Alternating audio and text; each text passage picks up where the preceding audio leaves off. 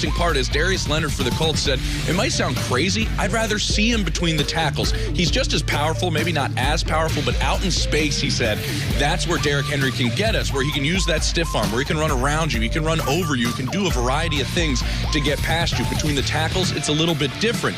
What Mike Vrabel loves about this Colts defense he's going at says the tacklers, they all make the tackle, but they're also very quick and fast across the field. That's worth noting because nobody has more yards after contact in the NFL than Derrick Henry.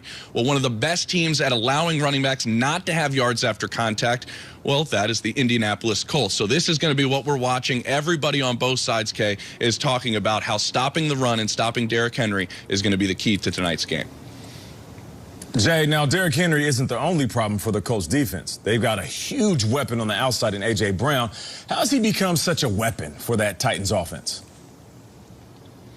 And now, you know receivers, you know good receivers, and being a complete receiver, right, is something that Mike Vrabel wants A.J. Brown to be. They know how good his hands are. They know how good he is yards after the catch. But this week, Vrabel brought up Larry Fitzgerald. He said, I want him to fill up the stat sheet, but like Larry Fitzgerald, I want him to be one of the best blocking wide receivers in the league. In Vrabel's mind, he thinks Fitzgerald is arguably the best blocking wide receiver of all time. Now, I mentioned the yards after the catch. So Frank Reich, the head coach of the Colts, said, that's what guy you want to go get up on, right? You want to get in his face. You want to be tight coverage against A.J. Brown or receivers like that so they don't get yards after the catch. But he said the issue is now they're going downfield more with A.J. Brown. So if you want to be tight like that, he's going to beat you deep. That's why Reich says he is such a unique, game-changing talent now as he continues to evolve and become a more complete receiver. That is a big challenge for the Colts to slow him down because they're going to take their shots and they're going to want to be able to hit A.J. Brown deep, but they also know they have to worry about him in that intermediate section as well.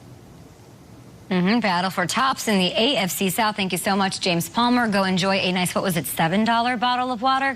Can't hide money, James. Yeah. By Fred. Wow. Yeah. Keep your receipt. Appreciate you. Talk to you in a bit. Listen, here's the deal. The Titans got off to a 5-0 start, and the offense was moving up and down the field, but they've lost 2 of their last 3, and the numbers have dropped off dramatically. Will the Titans, Kyle Brandt, be able to right the ship against the Colts and their #1 ranked defense tonight? If they can win the battle in the trenches. Normally, quarterbacks carry the day, as we know on this show, but this one to me is Derrick versus Darius all night long. This is why you lift all them weights. King Henry versus the Maniac 5. They have done this 4 times. This is part 5. What we have here is 6'2", 363, 238 versus 6'2", 230. Couple of second-round picks. Alabama versus South Carolina State. I love Jimmy Palmtree saying Darius Leonard's like, I want him in the hole right now. When you got out in space, it gets even more dangerous. What I like about this, they've played 4 times, and I'm calling it a push. It has been really, really equal. Take a look statistically at what Derrick Henry has done, not against the Titans, but against the Colts, specific against Darius Leonard. All right? 46 yards, a loss. 93 yards, a loss. Then he starts heating up. 82 a touch and a loss.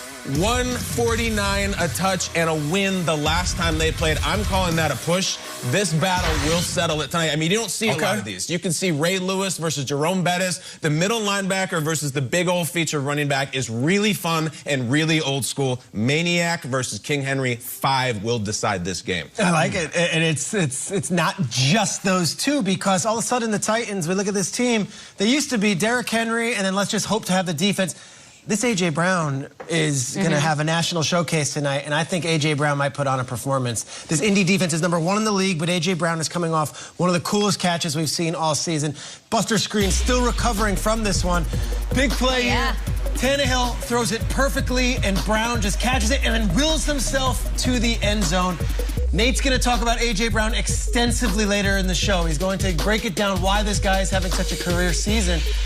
But I look at this team, and I look at the Colts, and it's like, here's this offense. We don't know how we're going to – here's this #1 defense. They play each other twice over the next 3 weeks. AFC South is going to be decided in the next 3 weeks. The Texans are not winning the AFC South. I just don't see that happening right now. The Jaguars are done. Indianapolis, Tennessee, part 1. It starts tonight. A.J. Brown might be the biggest factor. No doubt about it. On the ground, in the air. And you mentioned Ray Lewis versus the bus. How about Ray Lewis versus Eddie George? Yeah. I mean, an original Titan running back, right? For me, I'm looking at the guy who touches the ball more than everybody, and that's Ryan Tannehill. That's what this game is going to come down to. Ryan Tannehill, if he can take care of the ball versus an opportunistic defense. And we've seen him do it in spurts this year. We've seen him throw the ball very well. We've seen him use his legs.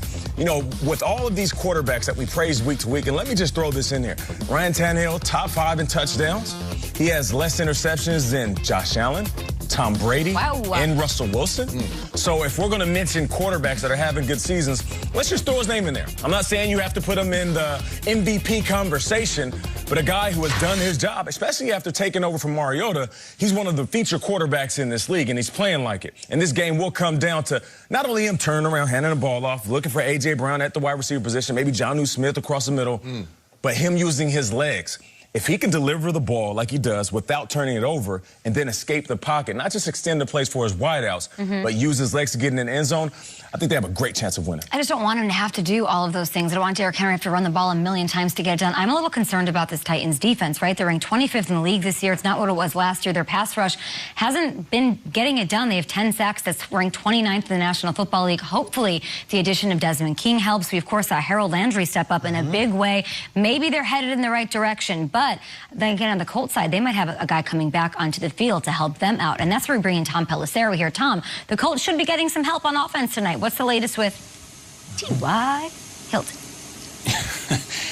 Okay, T.Y. Hilton will play tonight for the Colts in their big game against the Titans after missing last week's game because of a groin injury. He was listed as a full participant in practice, albeit on a short week here. Has no injury designation, so he is back. The question is, can Hilton get going, and can he help Phillip Rivers and that Colts offense get going? You just look at the numbers on Hilton this season. He's averaging about 3 catches and 36 yards per game. He has not yet scored a touchdown. This is a guy in a contract year, still only 30 years old, which is not very old at all. In wide receiver terms, a lot at stake for Hilton and, of course, the Colts entering this monster AFC South showdown, Kate. Can't wait. First place is on the line. Thank you so much. That game hours from now right here on NFL Network. Tom joining us all day. Lamar Jackson was hanging out with our guy Rich Eisen on the Rich Eisen Show just yesterday, and he revealed something that was pretty surprising. We'll let you hear from the reigning MVP.